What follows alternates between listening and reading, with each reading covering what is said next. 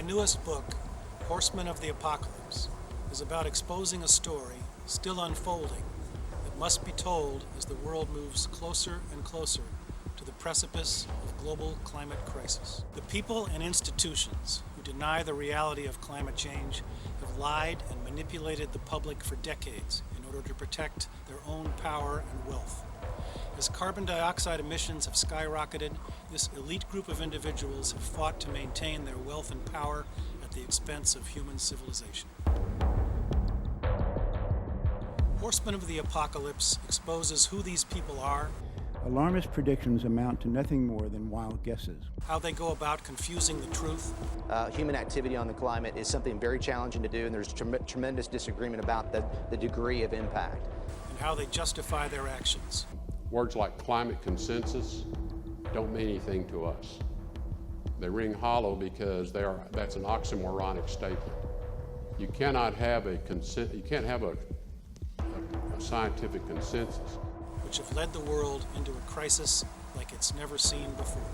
Energy moguls like Rex Tillerson of ExxonMobil and the Koch brothers have made billions selling fossil fuels and watching the planet burn.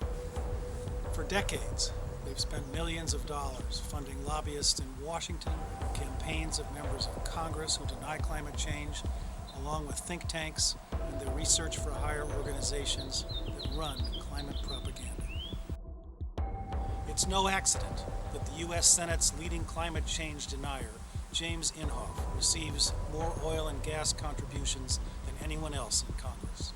The hoax is that there are some people who are so arrogant to think that they are so powerful they can change climate. Man can't change climate. The contents of this book are more important than ever, as the individuals most responsible for today's climate crisis have assumed positions of enormous power in our federal government.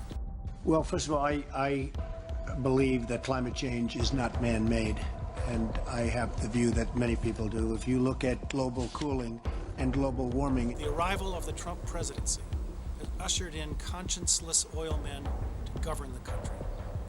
If we're to leave behind a habitable world, the horsemen stalling serious action on climate change need to be reined in, bridled, and broken. What these men and corporations have been doing is ecocide. Simple as that. Burning down our own house.